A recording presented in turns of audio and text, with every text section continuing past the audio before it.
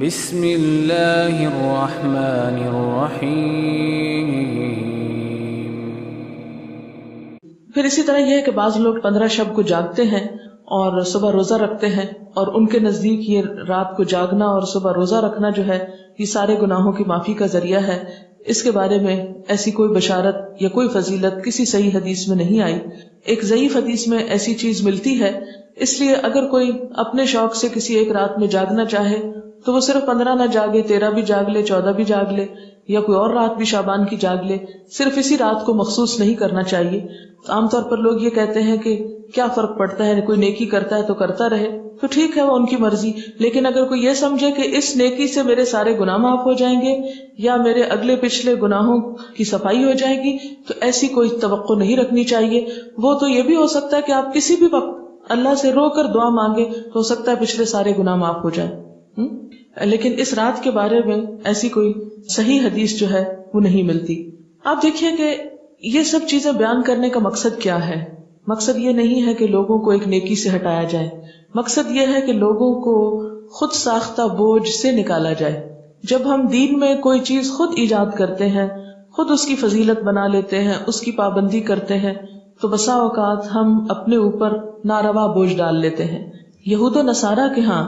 اپنے روحانی تزکیے کے لیے کچھ عبادات انہوں نے خود سے خود گھڑ لی تھی جو اللہ کی طرف سے ان پر عائد نہیں تھی۔ آہستہ آہستہ کیا ہوا، وہ اصل عبادات سے بالکل دور چلے گئے اور خود ساختہ عبادات اپنی گردن پر لاد لی، اور نتیجہ کیا ہوا کہ وہ ایک وقت آیا کہ وہ بالکل دین سے بیگانہ ہو گئے۔ آج ہمارے معاشرے میں بھی ہم دیکھتے ہیں کہ جو اصل دین ہے اس سے ہم کوسوں دور ہیں، جو کرنے کے کام ہیں وہ ہم کرتے نہیں، اور جو نہیں کرنے کے کام ان کو ہم بہت پابندی سے کرنا شروع ہو گئے ہیں۔ اس کا نتیجہ کیا نکلا ہے کہ ہم ایسے بوجھ تلے دب گئے ہیں کہ جس نے ہم سے ہمارے فرائض بھی بعض اوقات چھڑا دیے۔ نبی صلی اللہ علیہ وسلم کے آنے کی غرض جو قرآن پاک میں بتائی گئی ہے سورۃ الاعراف میں، وہ کیا ہے؟ وَيَحِلُّ لَهُمُ الطَّيِّبَاتُ وَيُحَرِّمُ عَلَيْهِمُ الْخَبَائِثَ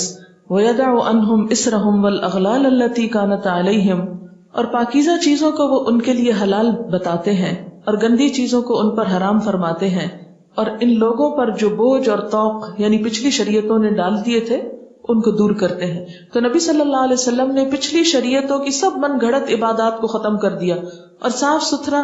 قابل عمل دین ہمارے لیے چھوڑا، کہ جس میں دن میں 5 نمازیں فرض ہیں تو سال میں ایک رمضان کے روزے فرض ہیں، اور ایک مرتبہ صاحب حیثیت لوگوں پر زکوٰۃ فرض ہے سال میں، اور زندگی میں ایک مرتبہ حج فرض ہے صاحب استطاعت لوگوں پر۔ اس کے علاوہ کچھ چیزیں سنت کے درجے میں، کچھ نوافل کے، کچھ مستحب کے درجے میں ہے کہ کر لو تو بہت اچھا، نہیں کر سکتے تو پوچھ نہیں، اور کبیرہ گناہوں سے بچنے پر زور ہے۔ پھر صغیرہ گناہوں کو بھی ڈسکریج کیا گیا، بہت زیادہ ریچولز میں لوگوں کو نہیں الجھایا گیا، بہت زیادہ پابندیاں ان پہ نہیں لگائی گئی۔ لیکن جو ہی ہم دین کا نام لیتے ہیں تو ہمارے سامنے کرو اور نہ کرو کچھ ایسی چیزیں آ جاتی ہیں کہ جو عموماً پریشان کر دیتی ہیں۔